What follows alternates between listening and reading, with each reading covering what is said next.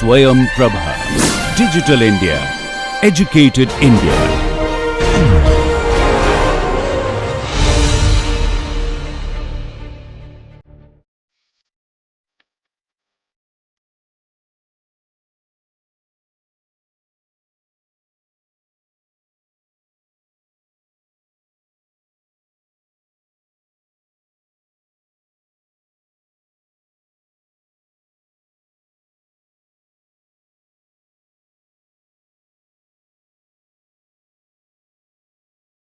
Hello students, today we are going to briefly demonstrate nanoparticle synthesis using different methods of different nanoparticles. So today basically we will show you two different nanoparticle synthesis methods. One, wet chemical synthesis of gold nanoparticles, and secondly we will show you the electrochemical synthesis of the copper nanoparticles. So nanoparticles are basically very small in nano diameter range, that is 1 to 100 nanometer in size, that is 1/10 billion of a meter. So why nanoparticles are important in our case for electrochemistry or electrochemical sensor? Because the nanoparticles increases the surface area, which increases the catalytic activity of the electrode, which basically increases the signal to background ratio of our particular signal. Now I will show you the wet chemical synthesis of gold nanoparticles. So for that we will need gold nanoparticle precursor as chloroauric acid, and then we will need sodium borohydride and also the trisodium citrate. Here the sodium borohydride will act as an reducing agent and trisodium citrate will act as a capping agent, which creates electrostatic sheets around the nanoparticle, which reduces the agglomeration of the nanoparticles. So for the synthesis we will need 20 ml of type 1 DIA water, which will be placed over a magnetic stirrer, as we need continuous stirring during the synthesis. And in magnetic stirrer we will set 900 rpm.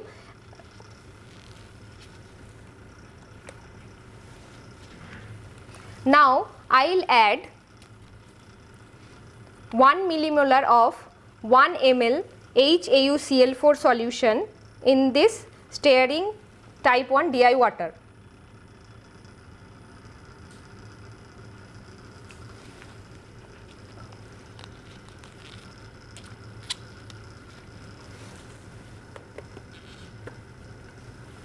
After that we will add 200 microliter of capping agent in that solution.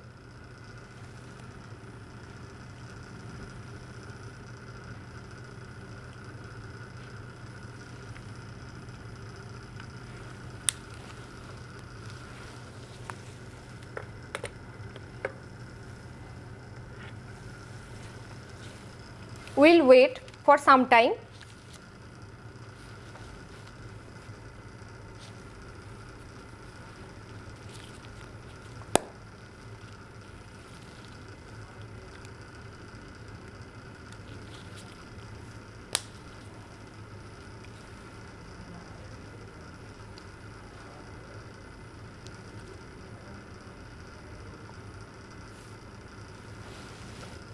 After some time we will add drop by drop sodium borohydride solution.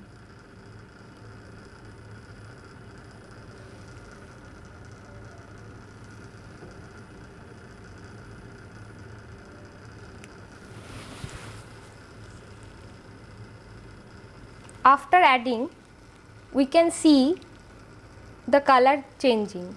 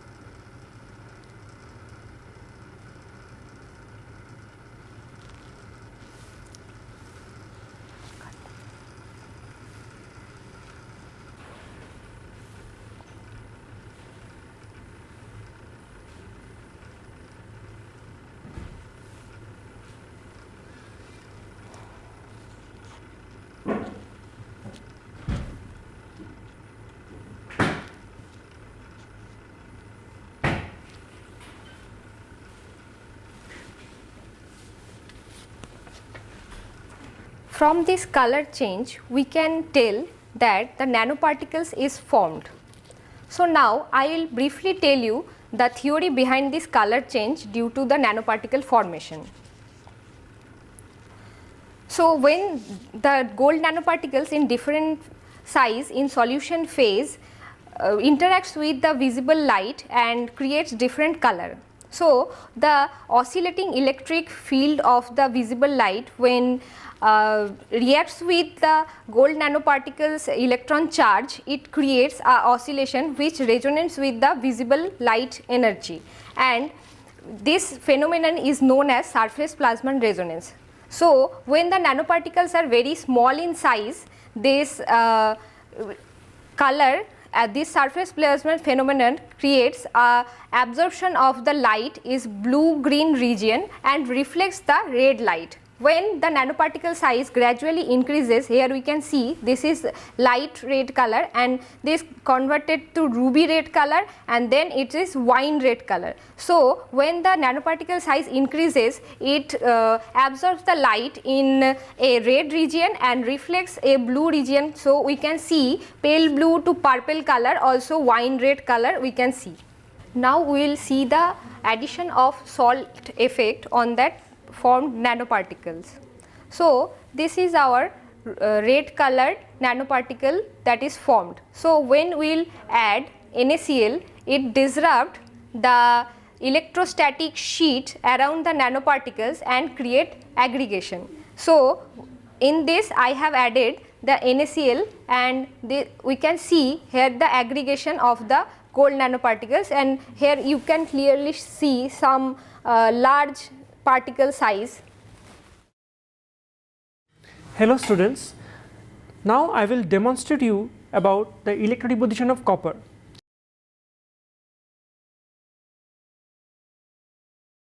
For this process we need the following chemicals: copper sulfate, which will act as the precursor for the electrodeposition of copper, then 0.1 mole H2SO4 that will act as the solvent.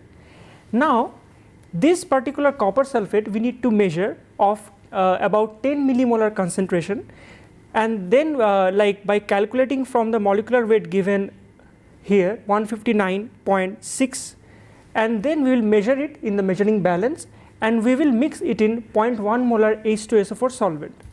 After doing the measurement and preparing the solution of 10 millimolar of copper sulfate in 0.1 molar H2SO4 solution, it will look like this, of light blue color.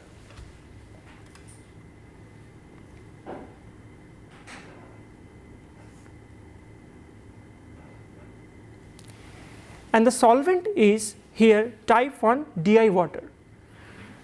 Now after the preparation of this 10 millimolar of copper sulfate solution in 0.1 molar H2SO4, we will take it as the electrolytic solution for the electrodeposition of copper process. And now here we can see that we have working electrode, counter electrode and reference electrode, and this is the electrochemical cell. By taking this measuring cylinder of 10 ml, we will add this particular solution to this measuring cylinder and we will measure 10 ml and we will put it in the electrochemical cell for further analysis. So after measurement of 10 ml of 10 millimolar copper sulfate solution in 0.1 molar H2SO4, now we will purge nitrogen into this solution to avoid the dissolved oxygen effect. So here we can see this is a nitrogen cylinder from where the nitrogen will supply to this particular gun. So we will set up this particular electrochemical cell with this gun.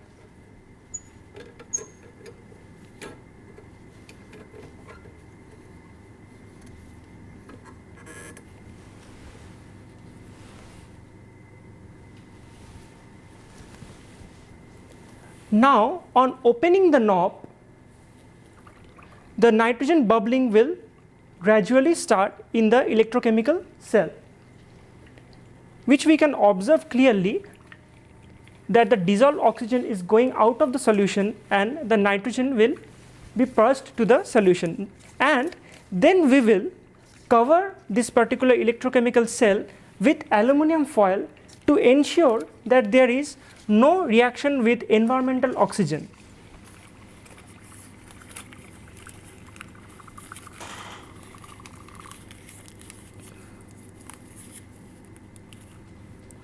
We will wait for 5 to 10 minutes and then we will do the further electrodeposition process. So now we will perform the electrodeposition of copper here. So by now you all know about the 3 electrode system where there is a working electrode, reference electrode and a counter electrode. These 3 are respectively attached by the crocodile clips to the CHI machine. Now these particular 3 electrodes are dipped in copper sulfate solution in H2SO4 medium.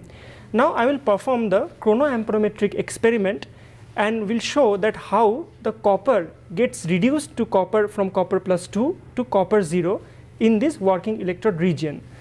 Now we will set the parameters for the chronoamperometric technique where the initial voltage we will put -1 volt, then the sampling interval for 0.1, the reduction time or the sampling time it will take 200 seconds, that is for 200 seconds the copper will get reduced to copper 0. Then the sensitivity will be about 10 to the power of -3. So all parameters are set now. Now we will run the experiment. So the experiment will run for 200 seconds where the potential is constant -1 volt and we will see the current changes with time up to 200 seconds. So in this time period, the particular copper 2+ ions will diffuse towards the working electrode surface and will get reduced to copper 0 state, and then we will see the color change after 200 seconds. Now we will wait for the time.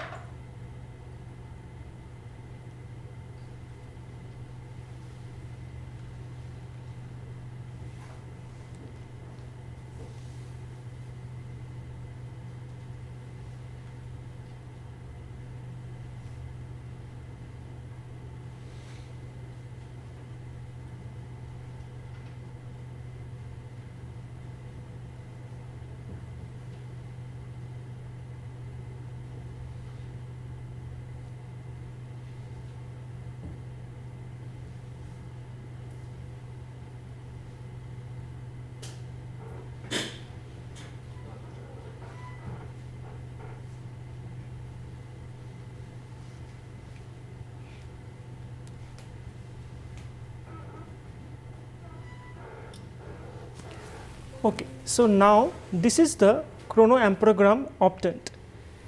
Now we will observe the color change in the working electrode surface. Now for comparison purpose, we will take a new glassy carbon electrode to compare the surface. Now you can see that there is a shiny surface here, and we will compare this with our electrodeposited copper working electrode. Now we will see the changes in the working electrode surface.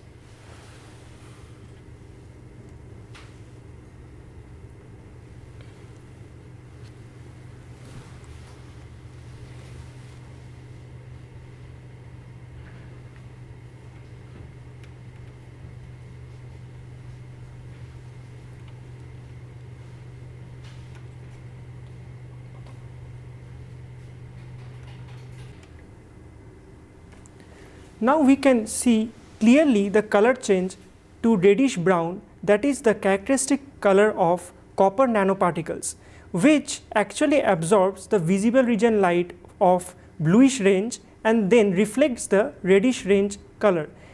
Now to ensure that these particular copper nanoparticles are strongly bounded to the working electrode surface, we will see that after washing with Di type 1 water gently, we will see the color hasn't changed.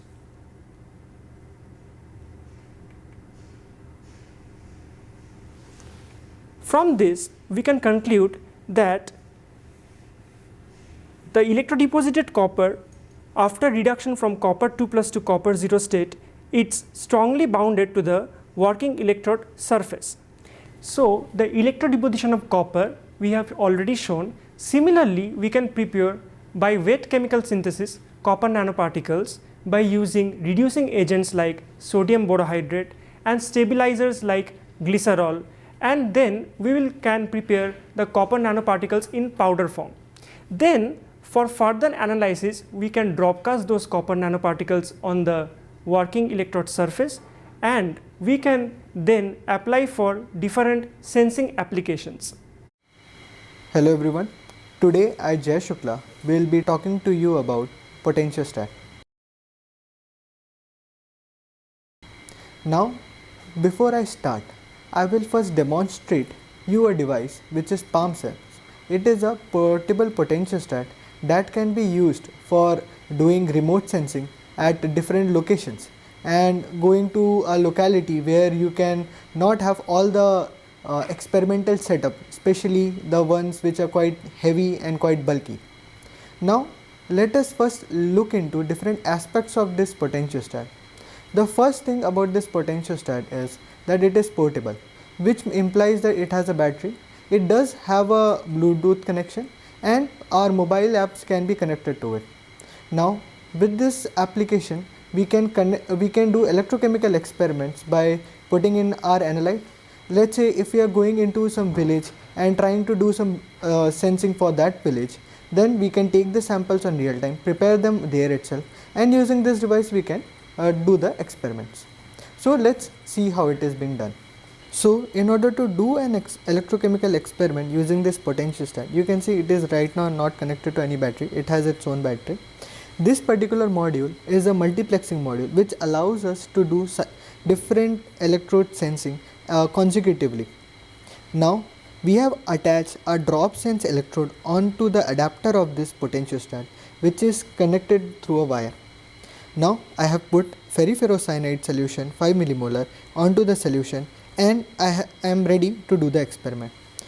To do this experiment, I have using this PS Touch mobile app which is being provided by PalmSense, and after setting this up, I can just run the experiments, and you can see the experiment starts running. The values which are recorded from the sensors are being showed on the display, and then I can send this value for further processing. Now we have seen how this potentiostat can be used for taking a diagnostic experiment or doing diagnostics at point of care. Now these setups can help us reach a commercial goal of providing users, or let's say if we want to we have developed some innovation, we want people to use that innovation for their own self, then we need to provide them such potentiostat. Coming back, this sort of potentiostat can be developed by providing an electronic module. In this particular electronic module, there are circuits which generates a voltage waveform. The second circuit is which sends the current, and finally a module which can takes in the current values and the voltage values, plot them together and send it to the analysis device. This analysis device could be a mobile phone, it could be a desktop, or it could be a IoT server which is bought by the user. In order to build these devices, the electronic components mentioned can be made by sourcing different parts. For example, let's say if we want to measure a voltage between two electrodes, then we can source a voltage measurement module. For current, we can similarly source a current measurement module. Also, we can also design our own circuits using op-amps, resistors and capacitors at the same time to get the required analysis. These circuits are active in nature, but these needs to be controlled. For that, you need to add another module which is a microcontroller. Now this microcontroller can be programmed using an Arduino system, or it can be programmed using bare metal programming strategies, which are generally writing a C code for your particular microcontroller which can do the specific experiment. Apart from that, there are different setups. For example, you can use a source meter, you can use a power supply oscilloscope setup along with a multimeter to do this sort of experiments, which we will see shortly. To develop the mobile application for this potentiostat, you would need the knowledge about some application development, which can be, let's say, native mobile application development.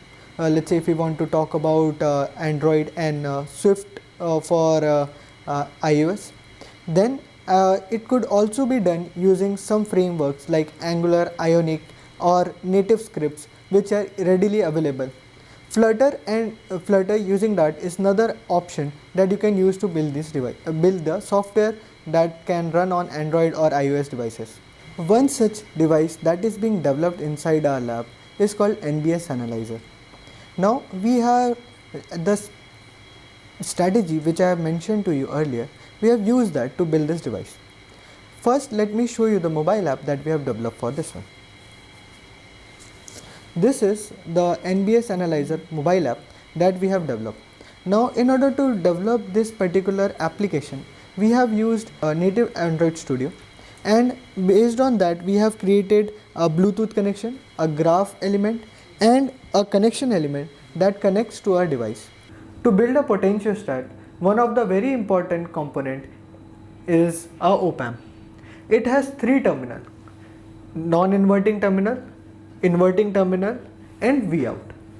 Now these three terminals are connected in such a way that when you apply a potential difference between V plus and V minus, it is being amplified by a factor of A, and that comes out at the Vout. The property of this op-amp is that the terminal between the non-inverting terminal and the non-inverting terminal are connected with a very high resistance. So let's say if I only apply some voltage at the non-inverting terminal, that voltage will again be reflected at the inverting terminal, because since this resistance is very high, so there won't be any current there, so making the inverting terminal a virtual voltage with respect to the non-inverting terminal. The current values inside electrochemical cells can be satisfied with the configuration of the Vout terminal. So let's say if there is any need of an current value that can flow through the Vout terminal of this particular op-amp. Now we will see how we can use these op-amps to build a potentiostat. Now we will see how we can use op-amps to build a potentiostat. The first op-amp that you see here has V reference applied to the non-inverting terminal.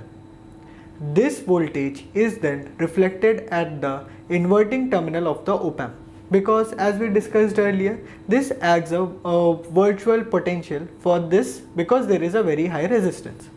Now the inverting terminal is connected to the reference electrode. This way, whatever voltage we apply at the non-inverting terminal becomes the voltage of the reference electrode. This also, from the previous discussion, we also know that the current through the reference electrode should be minimal. As you can see, the particular circuit has a very high resistance in its path. So the current through the reference electrode is limited by the electronics as well. Now the counter electrode is connected to the Vout of the potentiostat. This means that the Vout at the moment can be any value that can help us satisfy the required working potential, working current. Okay, I'll just repeat this line. Now the counter electrode is connected to the Vout of the op-amp. This means that a counter electrode can now provide with the features of op-amp the required current which is required to make the working electrode work. Now for the working electrode, this op-amp acts like the voltage setter for its electrode. As you can see, the non-inverting terminal is connected to the V working, and that will be then seen at the inverting terminal. Hence the working electrode will be set at the V working voltage. Now in order to sense the current through the working electrode, what we have is a connection between non-inverting terminal and the Vout. Now since we already know the current which flows through the inverting terminal and the non-inverting terminal is negligible, so we can assume that the current through the working electrode will be flowing through this particular path. Now hence this gives out the following equation. In order to make this picture more clear, let me tell you one more fact. The inside of an op-amp can be modeled like this.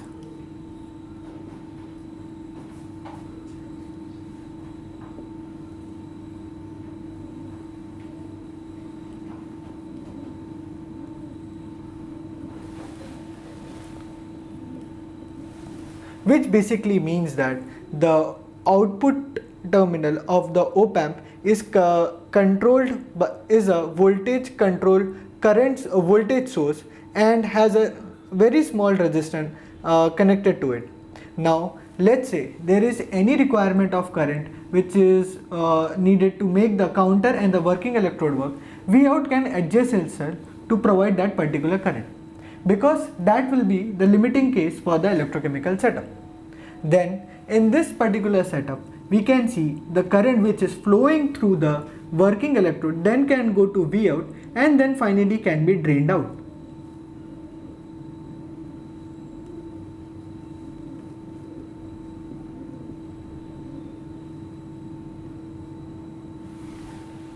This way we will be able to see the effect of current of the working electrode as a form of Vout. From this particular equation, we can set the value of R depending upon the maximum current that we want to observe. Let's say for our op-amp, the maximum potential that it can measure is 5 volt. And let's say the working potential that we are going to set, the maximum value is 2.5 volt. And the maximum current that we want to see is 1 microampere. Then we can use the following equation to find the R value. That will be 2.5 mega ohms for this particular circuit. Now this is a oversimplified model of a potentiostat, but it can help you understand how this particular device works. Now you can see, in order to perform any experiment, let's say cyclic voltammetry, differential pulse voltammetry, chronoamperometry, or any other experiment, we can use this particular setup. The good thing about this particular setup is that we can set Vref to any potential, let's say 2.5, and then we can vary the working potential to get the effect of -1 and +1 voltage with respect to the reference electrode, which we generally see for an electrochemical setup. We know that any voltage between 0 or power supply, or let's say if any negative power supply is present in the circuit, can be used for setting this potential. Hence, even only with just positive power supply, we will still be able to observe negative voltages and their effects on the working electrode with respect to the reference electrode. Now, this particular circuit can be connected to a microcontroller. That microcontroller can set the V reference and can measure V out with the help of ADC. Then we will have a programmable potentiostat setup. Now, the good thing about microcontroller these days, these already comes with a lot of modules which helps you connect through Wi-Fi, Bluetooth, etc. So by writing the correct code for the microcontroller, you will be able to make your own potentiostat. The few example of microcontroller that you can use for your circuit is ESP32, Arduino Mega, or BeagleBoard, or Raspberry Pi Pico, etc. All of these come with the necessary feature for you to make this particular circuit work. Now let's get into the practical aspect of building a potentiostat. So as we have previously discussed that using op-amps and resistors and microcontroller, we can build such system. Now to test them, we need certain devices. Now few of them are oscilloscope, which can help you verify whether the signal which you are trying to generate or the voltage waveform which you are trying to generate is actually there. You can connect the oscilloscope towards the output pin that you want to observe, and then you can see the voltage output. There is function generator which can help you take the error value from the generated waveform from your devices, and then can help you analyze whether the device components is working correctly or not. There is another important aspect is that you can also test the current output module and the current sensing module using these two setups. Just for current sensing, what you have to do is that you have to add a very small resistance in the series to the connection line where you want to observe the current. The third thing is the power supply. Power supply basically provides the required voltages for operating your device. Now let's say in this case I am using a ESP32 module, so it requires a power voltage of 5 volt, and since it is a development board, it has 3.3 voltage output and 5 voltage output, so that can be then supplied using the power supply. To verify the connection, I use my USB connection to the computer, and that connection sends me the serial output, and based on those particular serial outputs, I check whether my potentiostat is working fine or not. The last thing is that after making all of this circuit on this setup, which is called a breadboard setup, it has several pins, and on that you can attach your components by just pinning them onto the breadboard. This setup does allow you to prototype your circuit quickly, but they do not provide a very good noise cancellation. Also, since there are a lot of long wires and lot of long connection inside this breadboard, it results into a very noisy signal. So if you expect your device to work on a breadboard setup, it is slightly difficult. So the final thing what you have to do is that after testing all your components, whether they work or not, you have to convert them into a PCB. For PCB, you can use softwares like KiCad, Altium Designer, Eagle to design and lay out your PCB with different components that you have just tested. Finally, the final outcome of this whole project is a device that can help you do your experiments or help you make a commercially viable output that can be used at, let's say, remote places, in hospital, or for personal care. For that, you also need to make a mobile app and the respective firmware for that. It has to work with Bluetooth. It needs to work with Wi-Fi. Those modules you can program in those particular softwares. The particular software are, in few cases, is Kotlin, or you can also use Java to make your mobile app. But there are new upcoming frameworks which simplifies these development using Angular Native, React Native, or Ionic, Expo, etc. These particular frameworks helps you make your product at the end and helps you do your experiments in a peaceful way, and so that you can get your results. This particular potentiostat has several other blue blocks, and you can see these are quite bulky. These are nothing but the switches which are electrically controlled using the microcontroller. These are called relays. These are also very important component when you want to change your system from one setup to other setup by having physical connection. The other important component about this particular setup is that the microcontroller. Microcontroller if you search them online, you will find that these microcontrollers are very small ICs, but in order to make them work, you need to have external peripherals which include clock, which include ADC or different power supply module. So in order to avoid those complications in your project, what you can do is that you can buy development boards which already comes with all the necessary power supply modules, USB connection modules, serial communication modules, and etc. That will help you make your project come alive in very small amount of time. The component which I have at my hand is an IC. It is an integrated circuit that contains the logical part of your circuits. Now these integrated circuits have different smaller components designed into them which helps you reach your purpose. As we discussed previously, op-amps. Now how these come in the real world? These comes in this particular form of packages. These are also integrated circuits which helps you achieve your purpose. Similarly, current modules, voltage module, and different Bluetooth modules also come in more or less similar packages. This can also be very much smaller than this. They are called surface mounted devices called SMDs, and they can improve in making your device smaller.